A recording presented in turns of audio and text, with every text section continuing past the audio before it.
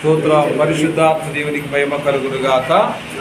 హల్లెలూయా. ప్రభువైన యేసుక్రీస్తు వారి నామములో అందరికీ వందనాలు. దేవుని స్తోత్రం. హల్లెలూయా, హల్లెలూయా.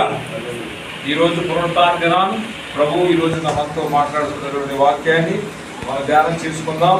మొదటి సమూయేలు గ్రంథము 23వ అధ్యాయము 17వ వచనం. మొదటి సమూయేలు గ్రంథము 23వ అధ్యాయము 17వ వచనం. నీవు ఇజ్రాయేలుకు రాజువగుదు, నేను నీకు సహకారినవుదును. నీవు ఇజ్రాయేలుకు రాజువగుదు, నేను నీకు సహకారినవుదును. ఇది నా తండ్రి అయిన సౌలునకు తెలిసి ఉన్నదని అతనితో చెప్పి దేవుని బట్టి అతని బలపరిచింది. దేవుని నామాన్ని మహిమ కలుగును గాక. ఈ విషయాన్ని చూడండి. ఒక కుటుంబంలో మరి ఇద్దరు అన్నదమ్ములు ఉంటారు. అన్నదమ్ములు అక్క చెల్లెలు ఉంటారు, తల్లిదండ్రులు ఉంటారు, పిల్లలు ఉంటారు. సో తండ్రి ఎప్పుడు కూడా తన పిల్లోడు ఉన్నతమైన స్థానంలో ఉండాలని కోరుకుంటాడు, కానీ ఏ తండ్రి కూడా పక్కన పిల్లోడు బాగుండాలని కోరుకోడు. అలాగే సౌలు కూడా అలాంటి మనస్తత్వాన్ని కలిగి ఉన్నాడు. ఈ రోజున మరి ప్రపంచంలో మరి స్నేహితుల దినోత్సవాన్ని జరుపుకుంటున్నారు. ఈ యొక్క దినోత్సవంలో దేవుడు మనకి ఒక వాక్యాన్ని జ్ఞాపకం చేస్తూ ఉన్నాడు. ఇక్కడ సౌలు రాజు, సౌలు తర్వాత యోనాతాను రాజుగా ఉండాలి. సౌలు కొడుకు యోనాతాను. అయితే దేవుడు సౌలు ఎప్పుడైతే ఆ యొక్క బలిని అర్పించి దేవునికి వ్యతిరేకంగా ఏలియా రావడం వాల్సిన బలిని అర్పించి దేవుడు వ్యతిరేకంగా చేశాడో, దేవుడు వెంటనే నీ రాజ్యాన్ని దగ్గర తీసివేస్తున్నాను అన్నాడు. సో వెంటనే నాకు అనుకూలమైనటువంటి దావీదును అభిషేకించాలని సమూయేలుతో చెప్పినప్పుడు దావీదును రాజుగా సమూయేలు అభిషేకించాడు. కానీ ఇదంతా కూడా ఇప్పుడు వారికి ఎలా ఉందంటే రహస్యంగానే ఉండిపోయింది. మరి సౌలుకు తెలియకుండా ఈ విషయాన్ని దేవుడు రహస్యంగా ఉంచి ఉన్నాడు. మరి ఈ రోజున మరి మనము ఏంటంటే మనం తెలుసుకోవాల్సిన విషయం ఏంటంటే, ఇక్కడ దేవుడు ఎన్నుకున్నటువంటి వాడు ఎవరైనా కానీ ఉన్నతమైన స్థానంలో దేవుడు ఉంచుతాడు. దేవుడి స్తోత్రం. హల్లెలూయా. మరి ఇక్కడ యోనాతాను దావీదు మంచి స్నేహితులు, ప్రాణ స్నేహితులు. వీళ్ళ ప్రేమ ఎలాంటిదంటే, వీళ్ళ యొక్క స్నేహం ఎలాంటిదంటే మరణము అంత గొప్పది. దేవుని స్తోత్రం. హల్లెలూయా, హల్లెలూయా. బైబిల్ ఏం చెప్తుందంటేనే లోకముతోనైనను లోకములో ఉన్న వాటితోనైనను స్నేహం చేయొద్దని చెప్తుంది. కానీ వీరి స్నేహానికి ఒక ప్రత్యేకమైనటువంటి గుర్తింపు ఉన్నదండి. వీరి స్నేహానికి ఒక ప్రత్యేకమైనటువంటి గుర్తింపు ఉన్నది. సో వీళ్ళిద్దరూ కూడా ఎలాంటి వారంటే, మొదటి సమూయేలు 20వ అధ్యాయం. సో ఇక్కడ మనం ఒక విషయాన్ని గమనించాలి. వీరి స్నేహానికి సాక్షిగా దేవుడిని తీసుకుని వస్తూ ఉన్నారు. మొదటి సమూయేలు 20వ అధ్యాయం 42వ వచనం చదవండి. అంతటా యోనాతాను యెహోవా నీకును నాకును మధ్యను, నీ సంతతికి నా సంతతికి మధ్యను ఎన్నటెన్నటికి సాక్షిగా ఉండునుగాక. మనమిద్దరము యెహోవా నామమును బట్టి ప్రమాణం చేసుకొని ఉన్నాము కనుక నా మనసులో నెమ్మది కలిగి పొమ్మని దావీదుతో చెప్పగా దావీదు లేచి వెళ్ళిపోయాను. యోనాతాను పట్టణానికి తిరిగి వచ్చాడు. వీళ్ళిద్దరూ కూడా ఎంత స్నేహంగా ఉన్నారంటే వాళ్ళు విడిపోయినటువంటి స్నేహం కలిగి ఉన్నారు. సో విడిపోయినటువంటి ఈ స్నేహంలో మరి వాళ్ళ యొక్క స్నేహానికి గుర్తుగా దేవుడు తీసుకుని వచ్చారు. దేవుడే మనకు సాక్షి అన్నాడు. అతను యోనాతాను నీకును నాకును ఎన్నటెన్నటికి సాక్షిగా యెహోవా ఉండునుగాక అన్నాడు. యెహోవా నీకును నాకును మధ్యను, నీ సంతతికి నా సంతతికి మధ్యను ఎన్నటెన్నటికి సాక్షిగా ఉండునుగాక అన్నాడు. సో సాక్షాత్తంగా దేవుడి తీసుకుని వచ్చాడు. సో మనుషులు తీర్మానం చేసుకున్నారు, ఒకరికి ఒకరు కీడు చేసుకోకుండా కలిసి ఉందామని వారు నిర్ణయం చేసుకున్నారు. మరి ఈ రోజున మనం చదివినటువంటి వాక్యంలో 17వ వచనంలో లాస్ట్ మాట ఏంటంటే, దేవుని బట్టి అతని బలపరిచెను. ఎవరిని బలపరిచాడు? యోనాతాను దావీదును బలపరిచాడు. దేవుని స్తోత్రం. దావీదు సౌలుకు శత్రువు. శత్రువును బలపరిచినటువంటి కొడుకండి. శత్రువును బలపరిచినటువంటి కొడుకు ఎవరంటే యోనాతాను. సౌలుకు శత్రువే, సౌలుకి అల్లుడే ఎవరు? దావీదు. అయినప్పటికీ మనసులో కపటమైనటువంటి ప్రేమ, మనసులో కపటమైనటువంటి ప్రేమ, నిజమైనటువంటి ప్రేమ లేదు. అయితే 30వ వచనం చూడండి, 20వ అధ్యాయం, మొదటి సమూయేలు 20వ అధ్యాయము 30వ వచనం. సౌలు యోనాతాను మీద బహుగా కోపపడి, అగడగొట్టి దాని కొడుక, నీకు నీ తల్లి మాను సిగ్గు కలుగునట్టు నీవు యెషాయి కుమారుని స్వీకరించిన సంగతి నాకు తెలిసినది కదా. యెషాయి కుమారుడు భూమి మీద బ్రతుకున్నంత కాలము నీకైనను నీ రాజ్యమునకైనను స్థిరత కలుగుదు కదా. కాబట్టి నీ వర్తమానం పంపి అతని నా దగ్గరకు రప్పించుము, నిజముగా అతడు మరణమునకు అర్హుడని చెప్పాడు. ఎందుకంటే యోనాతానుకు ఏమని తెలుసంటే తన రాజ్యాన్ని కోల్పోతాడని తెలుసు. తన తండ్రి తర్వాత సౌలు తర్వాత ఎవరు రాజ్యం చేయాలి? యోనాతాను రాజ్యం చేయాలి.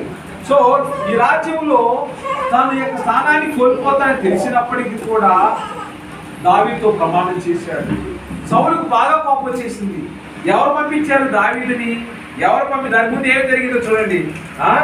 యోనాతాను బెత్లెహేమునకు పోవలెనని ఎవరి దగ్గరికి వచ్చి, యోనాతాను దగ్గరికి వచ్చి, నేను నా తండ్రి దగ్గర నా యొక్క ఊరికి వెళ్ళొస్తాను, నేను బలి అర్పించాలి, సో దాన్ని సెలవిమ్మని ఆ యొక్క సెలవు తీసుకుని యోనాతాను దగ్గర ఊరెళ్తే ఆ విషయాన్ని యోనాతాను వచ్చి సౌలుతో చెప్పాడు. సౌలు కోపం వచ్చేసింది. రేపు అసలు ఎలాంటి వాడు నువ్వు, ఇలాంటి పని ఎందుకు చేసావని చెప్పేసి కోపోద్రేకుడు అయిపోయి వెంటనే అరుస్తున్నాడు.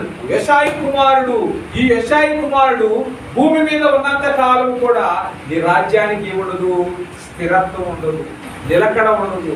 నీకు ఎప్పుడు కూడా శోధనలే, యుద్ధములే, టెన్షనే. ఆ దావీదు బ్రతికినంత కాలం కూడా నీకు శోధనే కలుగుతుంది. కాబట్టి నిజముగా అతడు మరణించాలి. సో ఇప్పుడు ఎవరిని బట్టి యోనాతాను దావీదును బలపరిచాడు? దేవుని బట్టి కదా. దేవుని బట్టి యోనాతాను దావీదును బలపరిచాడు. సో ఈ వీడు బలపరిచినంటే దేవుడు మరి ఈ రోజు నా ప్రియ బిడ్డలారా తన బిడ్డలకు వ్యతిరేకంగా రూపొందబడి ఆయుధం కూడా నిలవదని వాక్యము సెలవిస్తూ ఉన్నది. యెషయా గ్రంథము 54వ అధ్యాయము 17వ వచనము. యెషయా గ్రంథము 54వ అధ్యాయము 17వ వచనం. నీకు విరోధముగా రూపింపబడిన ఏ ఆయుధమును వర్ధిల్లదు. దేవుని స్తోత్రం. చదవమ్మా. న్యాయ విమర్శలో నీకు దోషారోపణ చేయు ప్రతివానికి నీవు నేరస్థాపన చేసెదవు. దేవుని స్తోత్రం. హల్లెలూయా. నీకు విరోధముగా రూపింపబడిన ఏ ఆయుధము కూడా వర్ధిల్లదు. సో ఇప్పుడు దేవుని చేత అభిషేకం పొందినటువంటి బిడ్డ దావీదు. సౌలైతే మరి ఎన్నో ఆయన మరణానికి పాత్రుడు, మరణించవలసినటువంటి గడి వచ్చిందని చెప్పేసి సౌలు చాలా రూఢిగా యోనాతాను చెప్పాడు. అయినప్పటికీ దేవుడు మరి దావీదుకు తోడుగా ఉండి ఆ యొక్క మరణము నుంచి తప్పిస్తూ ఉన్నాడు. ఆయన అంటాడు, ఏమంటాడు? 91వ కీర్తన ఏమంటాడు? ఆయన నన్ను ప్రేమిస్తున్నాడు కాబట్టి ఆయన తను ప్రేమించే వారికి ఏం చేస్తాడు? మరణం నుంచి తప్పిస్తున్నాడు. 91వ కీర్తన లాస్ట్ వచ్చిన చూడాలి, లాస్ట్ 2 వచనాలు. 91వ కీర్తన 91 14 నుంచి. అతడు నన్ను ప్రేమిస్తున్నాడు గనక నేను అతన్ని తప్పించేదను, అతడు నా నామం ఎరిగిన వాడు గనక నేను అతన్ని కనపరిచేదను. అతడు నాకు మొరపెట్టగా నేను అతనికి ఉత్తరం ఇచ్చేదను, శ్రమలో నేను అతనికి తోడై ఉండేదను, అతన్ని విడిపించి అతని గొప్ప చేసేదను, దీర్ఘాయువు చేత అతన్ని తృప్తిపరచేది, నా రక్షణ అతనికి చూపించి. ఇక్కడ ఈ సమయంలో దేవుడు అతడు నన్ను ప్రేమించుచున్నాడు గనక నేను అతను తప్పించదని ఈ విషయం అండి, ఇదే విషయాన్ని. కానీ దావీదు చేతికి సౌలును దేవుడు అప్పగించాడు. దావీదు ఎంత నీతిమంతుడో చూడండి. అభిషేకం పొందినటువంటి వ్యక్తిని ఏమి చేయకూడదు, ఏ హాని చేయకూడదు. కాబట్టి దావీదు ఏం ముట్టుకోలేదు. సౌలును దేవుడి చేతికి అప్పగించినా కానీ ఏమీ చేయలేదు, ఏమీ చేయకుండా విడిచిపెట్టాడని. దావీదు యొక్క గొప్పతనం అదేంటి, ఆయన యొక్క అంగి ఒక కొంచెం ఒక మూలం కోసుకున్నాడు, తన యొక్క వస్త్రం ఒక మూలం కోసుకున్నాడు. గుర్తు ఇదేని గుర్తు, నేను వచ్చి నీ యొక్క వస్త్రాన్ని కట్ చేశాను, నాకు దేవుడు నిన్ను అప్పగించినా కానీ దేవుడు నిన్ను అప్పగించినా కానీ ఏం చేయలేదు. ఏమి చేయలేదంటే దేవుడు ఏమి శత్రువుని అప్పగించినా కానీ మన యొక్క శోధనలో పడనీయక శోధనలో నుంచి తప్పించాడు దేవుడు. దేవుడు బిడ్డలారా, ఈ రోజున మనం కూడా ఏంటంటే శత్రువుని దేవుడు కొన్నిసార్లు అప్పగిస్తాడు. శత్రువుని అప్పగిస్తాడు. పగ తీర్చుకోవడం నా పని అన్నాడు. పగ తీర్చుకోవడం నా పని. మీ శత్రువుని సైతం మిత్రులుగా చేస్తానన్నాడు. మరి ఏం చేయాలి? పగ తీర్చుకోవాలా? సౌలు అయితే రెడ్ హ్యాండెడ్గా పట్టుపడ్డాడు. చేతిలోకి వచ్చేసాడు మనిషి. ఇంకా ప్రాణం తీయడమే లేదు. ప్రాణం తీయడమే లేదు. సౌలు యొక్క ప్రాణం దావీదు చేతిలో ఉంది. సో ఆయన వెంటనే దాన్ని కొనసాగించక ఇది దేవుని కార్యము. దేవుడు ఈ యొక్క సౌలు నా చేతికి అప్పగించున్నాడు. ఈ సౌలు ఎవరు? ఆర్డినరీ పర్సన్ కాదు. దేవుని చేత అభిషేకం పొందినవాడు. నేను ఏ హాని చేయకూడదని వస్త్రాన్ని పుస్తకం విడిచిపెట్టాడు. దేవుడు పెట్టారు. చాలా గొప్ప విషయం, చాలా గొప్ప విషయం. సో ఈ విధంగా అంటే మరి నీకు వ్యతిరేకంగా రూపొందింపబట్టి ఏ ఆయుధం కూడా ఏమవదు, వర్తిల్లదు. అది నీ ఇంటి వారైనా, నీ స్నేహితులైనా, నువ్వు ఉద్యోగం చేస్తున్న స్థలాల్లో ఉన్నటువంటి నీ కొలీగ్స్ అయినా, ఎవరైనా కానీ నీకు వ్యతిరేకంగా ఉంటే వాళ్ళు ఏమాత్రం కూడా నువ్వు ఎలాంటి వాడు అయి ఉండాలి? దేవుని ప్రేమించువాడు అయి ఉండాలి. అప్పుడు మాత్రమే ఈ కార్యము జరుగుతూ ఉన్నది. దేవుని స్తోత్రం. హల్లెలూయా, హల్లెలూయా. అదే 41వ అధ్యాయం తీసుకుని యెషయా గ్రంథం 41వ అధ్యాయంలోని 14 వచ్చింది. యెషయా గ్రంథం 41:14 వచ్చింది. యెషయా గ్రంథము 41వ అధ్యాయం 14 వచ్చింది. చదవండి. పురుగు వంటి యాకోబు స్వల్ప జన్మగు ఇశ్రాయేలు భయపడకుడి, నేను నీకు సహాయం చేయించున్నాను అని యెహోవా సెలవిచ్చుచున్నాడు. ఈ విమోచకుడు ఇశ్రాయేలు పరిశుద్ధ దేవుడే. ఈ విమోచకుడు ఎవరు? ఇశ్రాయేలు యొక్క పరిశుద్ధ దేవుడే నిన్ను రక్షిస్తాడు, కానీ భూమి మీద ఉన్నటువంటి ఏది కూడా నిన్ను రక్షించలేదు. 10వ వచనం చూడండి. 9-10 వచనం చదవండి.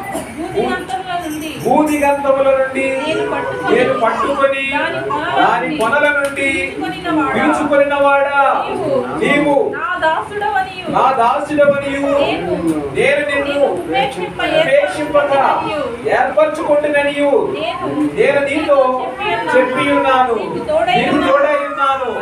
భయపడకుము, నేను నీ దేవుడినై ఉన్నాను. దిగులు పడకుము, నేను నిన్ను బలపరుతును. నీవు సహాయం చేయవాడును నేనే. నీతియను నా దక్షిణ హస్తముతో నిన్ను ఆదుకొందును. దేవుని స్తోత్రం. హల్లెలూయా. యోనాతాన్ది నిజమైన స్నేహం. నీకు నాకు, నీ సంతానం నా సంతానానికి దేవుడే సాక్షి అన్నాడు. దేవుని బిడ్డలారా, ఇక్కడ శత్రువు ఆయుధములు ఎత్తుకొని నీ మీదకి వచ్చినా కానీ వాడు వర్జనుడంటే నీ మీద విజయాన్ని పొందడు. మరి ఈ రోజున ఇక్కడ ఏమన్నాడు? ఇక్కడ నీ భూదిగంతములు నేను పట్టుకొని దాని కొనల నుండి పిలుచుకొనినవాడా అన్నాడు. ఈ యొక్క యాకోబు ఎవడు? పురుగు వంటి వాడు. పురుగు వంటి యాకోబు స్వల్ప జన్మ ఇశ్రాయేలు భయపడకుడి, నేను నీకు సహాయం చేస్తున్నానని యెహోవా సెలవిచ్చి ఉన్నాడు. సెలవిచ్చి దానిపైన మనం వెళ్ళేసరికి 8వ వచనం చూడండి. 41:8 నా సేవకుడైన ఇశ్రాయేలు నేను ఏర్పరచుకున్న యాకోబు నా స్నేహితుడైన అబ్రహాము సంతానమా. నా స్నేహితుడైన అబ్రహాము. ఎవరి సంతానము? యాకోబు సంతానం అంట. యాకోబు ఇశ్రాయేలు నుంచి యాకోబు వచ్చాడు. ఇశ్రాయేల్ అంటేనే యాకోబు, సారీ అబ్రహాములో నుంచి యాకోబు వచ్చాడు. అంటే అబ్రహాము సంతానం అందరూ కూడా అబ్రహాము నుంచి వచ్చిన వాళ్ళనే. అబ్రహామే మన యొక్క పిరతండ్రి. అందరికీ మనుషులందరూ కూడా పిరతండ్రి ఎవరంటే అబ్రహామే. ఆదాము తర్వాత అబ్రహాముని దేవుడు గొప్పగా ఆశీర్వదించాడండి. సో ఆదాముతో ప్రారంభమైంది, అబ్రహాములో కార్యరూపం దక్కింది. సో అది ఇంకా కొనసాగుతూనే ఉన్నది. సో మనమందరం కూడా ఇక్కడ నా స్నేహితుడైన అబ్రహాము సంతానమా అన్నాడు. సో అబ్రహాంకి ఎంతమంది పిల్లలు? యాసావు. అబ్రహాంకి ఇసాకు కుమారుడు. అబ్రహాం కుమారుడు ఇసాకు. ఇసాకి 2 పిల్లలు, యాసావు, యాకోబు. సో ఈ యాకోబులో నుంచి ఈ యొక్క జనాలుగా మల్టిప్లై అవుతూనే ఇదేం పెట్టారా, ఒక తరము వెంబడి తరము ఇలా కొనసాగుతూనే ఉన్నది. కాబట్టి మరి ఆయన ఏమంటున్నాడు, నేను నీతో చెప్పి ఉన్నాను కదా, నేను నిన్ను ఉపేక్షించడం లేదు, నేను నిన్ను ఏర్పరచుకుంటుని, నేను నిన్ను ఏర్పాటు చేసుకున్నాను. I have selected you, I have chosen you, I will be with you, నేను నీకు తోడై ఉన్నాను, భయపడకుము, నేను నీకు దేవుడనై ఉన్నాను, దిగులు పడకుము, నేను నిన్ను బలపరుతును, నీకు సహాయం చేయవాడును నేనే. నీకు సహాయం చేయవాడును, ఎవరు కూడా భూమి మీద నీకు సహాయం చేయరు. మనుషులు అన్నవారు, బంధువులు అన్నవారు, స్నేహితులు అందరూ ఉంటారు. కానీ నీకు సహాయం చేసేవాడిని, నిన్ను బలపరిచేవాడిని, నిన్ను ఆదుకునేవాడిని, నీకు తోడై ఉన్నవాడును నేనే అన్నాడు. దేవునికి స్తోత్రం. హల్లెలూయా, హల్లెలూయా, హల్లెలూయా, హల్లెలూయా. మరి చిన్న మందగా ఉన్నాం. లూకాసు వార్త చిన్న మంద 12వ అధ్యాయం అండి. లూకాసు వార్త 12వ అధ్యాయం 32వ వచనం. లూకాసు వార్త 12వ అధ్యాయం 32వ వచనం. చిన్న మంద భయపడుకుడి, చిన్న మంద భయపడుకుడి. మన చిన్న మందమా పెద్ద మందమా? పెద్ద మంద. దేవుని స్తోత్రం. హల్లెలూయా. చూడడానికి మనుషులు చిన్నోళ్ళే, కానీ దేవుని యొక్క కార్యములు చేయడంలో, దేవుడు మన కార్యములు జరిగించుకోవడంలో మాత్రం అందరూ పెద్దవాళ్ళే. దేవుని స్తోత్రం. హల్లెలూయా. అంటే నేను చిన్నవాడిని అని మనం ఎక్కడ భయపడవలసినటువంటి అవసరము లేదు. చిన్న మంద భయపడుతుంది, మీకు రాజ్యం అనుగ్రహించుటకు మీ తండ్రికి ఇష్టమై ఉన్నది. So it's God's will, he has decided to give you. So ఆయన చిత్తమైనప్పుడు మనుషులు ఎవరైనా ఆపడం. నువ్వు ఒంటరివాడివైనా, చిన్నవాడివైనా, పెద్దవాడివైనా, దేవుడు ఇవ్వాలనుకున్నప్పుడు వితౌట్ ఎనీ కండిషన్ ఏం గివ్స్, షరతులు లేని విధంగా ఆయన ఇస్తాడు. ఇవ్వాలనుకున్నది ఏ కండిషన్స్ పెట్టడం. సో మనం చాలా వస్తువులు కొంటాం, చాలా బ్యాంకులో కూడా లోన్ తీసుకుంటాం. సో చాలా మంది మనం కాంటాక్ట్ అవుతుంది. దానికి టిఎన్సి అని ఉంటుంది. చాలా మంది చదువుకుంటారు కానీ ఎవరు చూడదని. టిఎన్సి అని ఉంటుంది. టిఎన్సి అంటే ఏంటి అర్థం కాదు, అది short form, terms and conditions. TNC అంటే ఏంటి? Terms and conditions. ప్రతి ఒక్క దానికి కూడా కండిషన్ ఉంటుంది, ఒక షరతు అనేది ఏర్పాటు చేశారు, ఒక కాలం అనేది ఉంది, ఒక నియమం అనేది ఉంది. కానీ ఇక్కడ దేవుడు నీకు ఇవ్వాలనుకున్నప్పుడు నో కండిషన్స్ అప్లై లేదు. అలాంటిది. సో ఎవరికి సాధ్యము అంటే ఎవరైతే ఆయనతో అంటి పెట్టుకొని ఉన్నారు, ఎవరైతే ఆయనను ప్రేమిస్తూ ఉన్నారు, ఎవరైతే ఆయనను రక్షణ పొంది ఉన్నారు, ఎవరైతే యేసు ప్రభువాన్ని రక్షకుడుగా ఒప్పుకొని ఉన్నారు, వారి ఎడల ఈ కార్యము నేను జరిగిస్తున్నానన్నాడు. దేవుని స్తోత్రం. హల్లెలూయా, హల్లెలూయా. అపోస్తలుల కార్యాల్లో మనం చదువుతూ ఉన్నాం.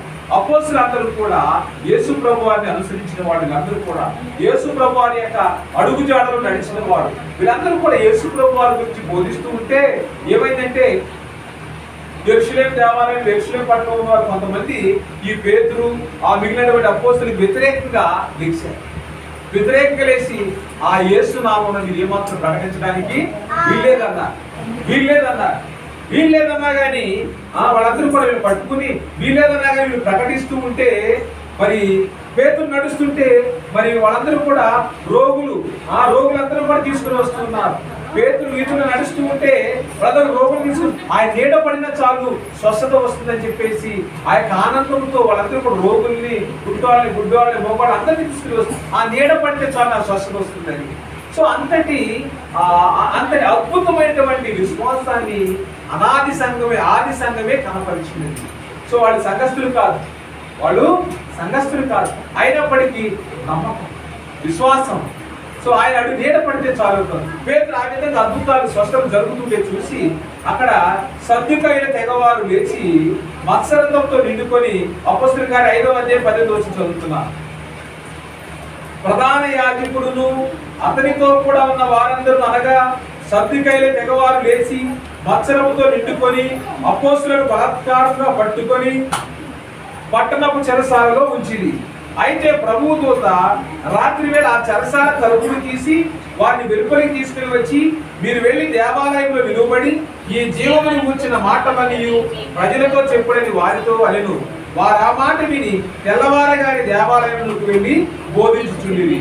ప్రధాన యాజకులను అతనితో ఉన్న వారు వచ్చి మహాసభ వారిని ఇశ్రాయేలు పెద్దలందరినీ పిలువనంపించి వారి తోడుకొని రెండని బంట్రోతులను చెరసాలకు పంపించి, వారు వెళ్ళి చూసినప్పుడు వాళ్ళు చెరసాల్లో కనపడలేదు. చెరసాల భద్రముగా మూసి ఉంది. కావలి వారు తలుపుల ముందర నిలిచి ఉన్నారు. కానీ ఏమి జరిగింది?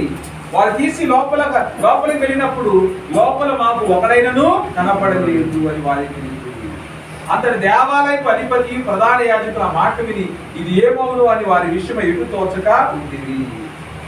సో దేవుని బిడ్డలారా, సో వీళ్ళు తీసుకెళ్ళి ఏం చేశారు? వాళ్ళు చెరసాలు వేశారు. నువ్వు ఏమాత్రం కూడా బోధించలేదు. దేవదూత వారి దగ్గరికి వెళ్ళిపోయింది. దేవదూత ఏం చేసింది?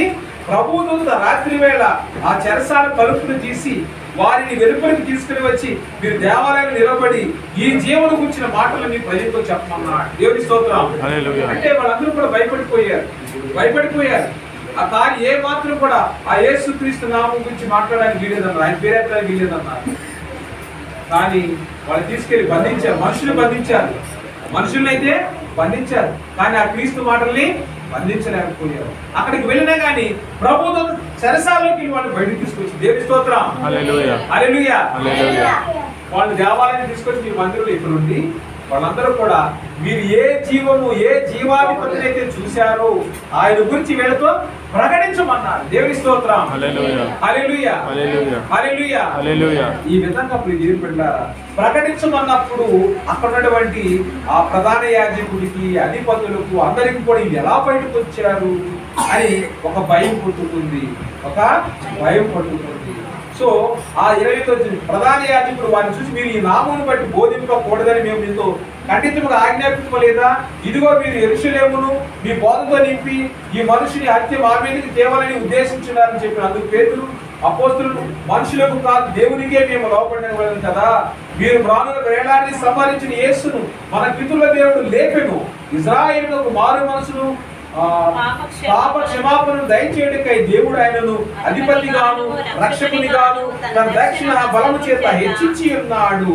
మేము దేవుడు తనకు విధేయులైన వారికి అనుగ్రహించిన పరిశుద్ధాత్మయు ఈ సంగతులను సాక్షులమై ఉన్నామని దేవుని స్తోత్రం, హల్లెలూయా.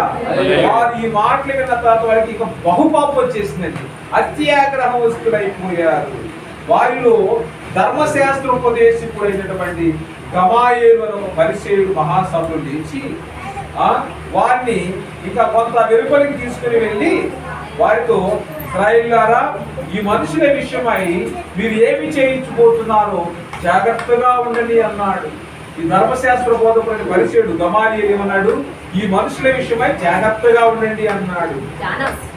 సో ఉండమని చెప్పేసి ఏమంటున్నాడంటే, కాబట్టి నేను మీతో చెప్పున్నదేమనగా ఈ మనుషుల జోలికి పోక వారిని విడిచిపెట్టుడి. ఈ ఆలోచన అయినను ఈ కార్యమైనను మనుషుల వలన కలిగినది అయినా అది వ్యర్థమవును. దేవుని వలన కలుగుదైనా మీరు వారిని వ్యర్థపరచలేరు. మీరు ఒకవేళ దేవునితో పోరాడు వారు సుమి అన్నాడు. దేవుని స్తోత్రం, హల్లెలూయా. సో మీరు ఏం చేస్తున్నారో ఒకసారి ఆలోచించుకోండి. ఈ మనుషులు వాళ్ళందరూ చేస్తున్నారా? అది వ్యర్థమైపోతుంది. ఇది దేవుని వల్ల జరుగుతున్నదా? మీరు దాన్ని వ్యర్థపరచలేరు, దాన్ని మీరు ఆటంకపరచలేరు. కాబట్టి ఈ మనుషుల గురించి జాగ్రత్తగా ఉండమన్నాడు. దేవుని స్తోత్రం, హల్లెలూయా.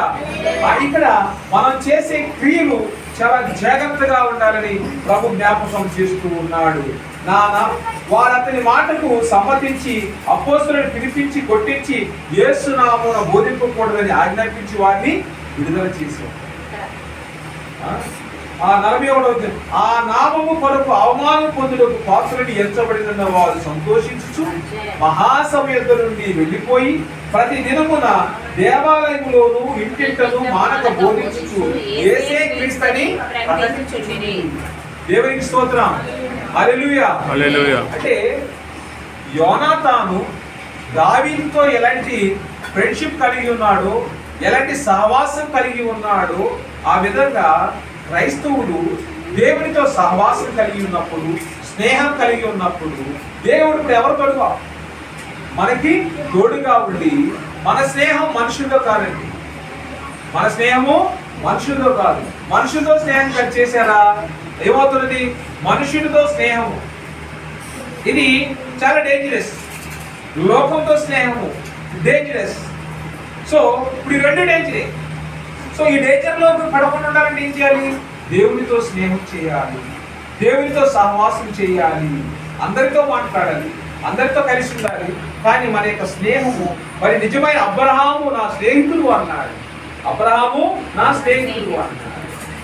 సో ఇక్కడ రేపెట్టారా సామెతల గ్రంథంలో మనం చదువుతూ ఉంటాం చాలా ప్రాముఖ్యమైన విషయాలు. సామెతల గ్రంథం చూడండి, సామెతల గ్రంథము. దేవుని స్తోత్రం. హల్లెలూయా, హల్లెలూయా, స్తోత్రం, స్తోత్రం, స్తోత్రం, స్తోత్రం, స్తోత్రం, స్తోత్రం. ఇక్కడ సామెతల గ్రంథం 17వ అధ్యాయం అనుకుంటున్నాను. ఇక్కడ స్నేహం గురించి చాలా విలువైన మాటలు రాశారు. 19వ అధ్యాయంలో 4వ వచనం. ధనము గలవానికి స్నేహితులు అధికముగా ఉందురు, దరిద్రుడు తన స్నేహితులను పోగొట్టుకున్నాడు. పేదవాడు 7వ వచనం. పేదవాడు తన చుట్టములందరికీ అసహ్యుడు, అట్టి వారికి స్నేహితులు మరి దూరస్తులు. వాడు నిరార్థకమైన మాటలు వెంటాడు వాడు. సో ఇక్కడ వాడు తన ప్రాణమునకు ఉపకారి, వివేచనను లక్ష్యం చేయవాడు మేలు పొందును. మీ దేవుడు పెట్టారా? ఇక్కడ ధనం ఉంటే లోక స్నేహం చాలా ఎక్కువగా ఉంటుంది. ధనము లేకపోయినా కానీ నిన్ను ప్రేమించేవాడు అది యేసయ్య ఒక్కడే. దేవుని స్తోత్రం. హల్లెలూయా, హల్లెలూయా, హల్లెలూయా. ఆయనతో స్నేహం ఎలాంటిది? ఇది చిరకాలం అండి, చిరకాల స్నేహం. భక్తులు పాట కూడా రాశారు, చిరకాల స్నేహం అది. ఈయన నిజమైన స్నేహితుడు, విడువని స్నేహితుడు, ఎడబాయని స్నేహితుడు, నీకు అన్ని వేళలా తోడుగా ఉండేటువంటి స్నేహితుడు. కాబట్టి సో మరి ఇక్కడ చాలా మంది ఏం చేస్తారంటే స్నేహం చేస్తారు. మరి స్నేహం అనేటువంటిది కూడా దేవుడి ఇచ్చినటువంటి వరమే. నిజమైనటువంటి స్నేహితుడు విడువక ప్రేమిస్తాడు. సామెతలు 17:17 ఏం చేస్తున్నాడు? నిజమైన స్నేహితుడు విడువక ప్రేమిస్తాడు, దుర్దశలో అట్టివాడు సహోదరుడుగా ఉండును. దేవుని స్తోత్రం. హల్లెలూయా, హల్లెలూయా. సో మరి మన స్నేహము లోకంతోనా దేవునితోనా? సో ఇప్పుడు ఒక రిలేషన్షిప్ ఏదైనా బలపడాలి అంటే అది చాలా స్ట్రాంగ్గా ఉండాలి. సో ఇద్దరు కూడా సమ్మతించే మనసు ఉండాలి. సో భార్యాభర్తలే కలిసి ఉండలేరు, ఒక తల్లిదండ్రులు పుట్టే పిల్లలు తల్లిదండ్రులే కలిసి ఉండలేరు. సో తల్లిదండ్రులు ఒక మార్గం, పిల్లలు ఒక మార్గం. సో ఈ విధంగా both are going in the different ways. So వీళ్ళు వేరు మార్గాల్లో ప్రయాణం చేస్తూ ఉంటే మరి స్నేహం ఎలా కలిసి ఉంటుందండి? స్నేహితులు ఎలా కలిసి ఉంటారు? సో ప్రేమ ఎలా ఉండాలంటే కల్మషము లేకుండా ఉండాలి. యోనాతాను ప్రేమలో కల్మషం ఉందా? చూడండి, దావీదుని చంపాలనుకున్నాడు సౌలు, తండ్రి చంపేస్తారని తెలుసు. కానీ దావీదుని తప్పిపోయేలా చేసిన వాడే యోనాతాను. నా తండ్రిని చంపేస్తున్నాడు, చంపబోతున్నాడు, నువ్వు తప్పించుకోమన్నాడు. నేను 3 బాణాలు వేస్తాను, సో అదే నీ గుర్తన్నాడు. దేవుడు పెట్టారా? దేవుడు కూడా ఈ రోజున నీ విషయంలో నా విషయంలో అదే కలిగి ఉన్నాడు.